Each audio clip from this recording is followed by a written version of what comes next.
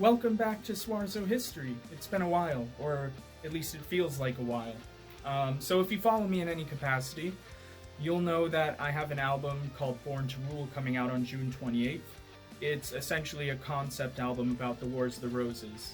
The reason it's a concept album about the Wars of the Roses is because I just finished writing a master's thesis about the Wars of the Roses, and I wanted to make music about it as well.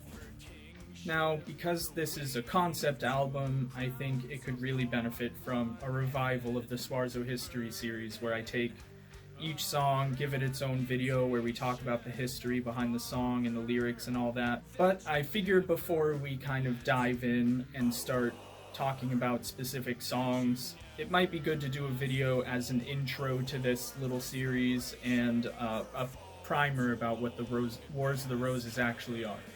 So, the Wars of the Roses are basically a period of domestic conflict in England in the 15th century, starting in the 1450s. As with most things, historians like to fight about when exactly the Wars of the Roses start and when they end. But essentially what triggers it is the end of the 100 Years' War between England and France. So England and France had been at war for a long time. You've probably heard about Henry V and the Battle of Agincourt and all that. Well, Henry V's son, Henry VI, is king at the beginning of the Wars of the Roses. He had been king for a little while, and basically as the 100 Years' War is coming to an end, it is not coming to an end in a way that the English would like. It is going very badly.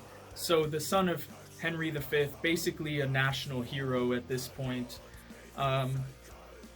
loses English France as far as a lot of people are concerned. He is the king at the time when all of this bad stuff happens. There's a blame game. People start pointing fingers. Henry VI has some kind of mental health crisis. But essentially, he checked out mentally for an extended period of time, multiple times. His wife, Queen Margaret of Anjou, is really pushing for the Lancastrian line that she and her husband represents to carry on the throne. And that involves making sure that her son, Edward, the Prince of Wales, maintains his position as the next in line. But amidst all of this turmoil, there is a rival claimant, basically, Richard, the Duke of York, and this is where things start to break apart. You have the Lancastrians and the Yorkists. You might have heard of the Red Roses and the White Roses. Without getting too bogged down in the details of what happens next, there is a period of what amounts to civil war that kind of is on and off over decades. My thesis on this period was about military organization and logistics, things like that. Might be boring to a lot of people, but I'm also fascinated by how humans did things. So with this album, what I'm trying to do is humanize this history and all of the stories that come out of it. I want to give some insight into maybe what people were thinking and feeling when they did things. I want to bring attention to some of the things that people maybe don't think about very much. I wanted to humanize history, basically. And I want to do that through telling a story that people can follow. I will be starting with the first song on the album, which is called Born to Rule. So it's the title track. And it is a song essentially from the perspective of Henry VI.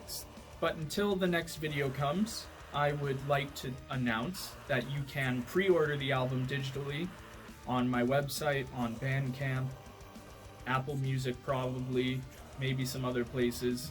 There are also CDs available for sale on my website, and you can get them through Bandcamp as well. I recommend getting them through my website. You will save money on shipping that way.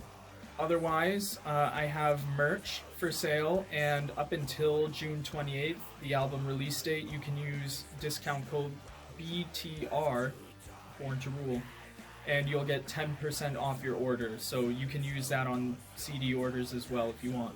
The album will be released on all of your streaming platforms, Spotify, Apple Music, Amazon, blah blah blah, on June 28th.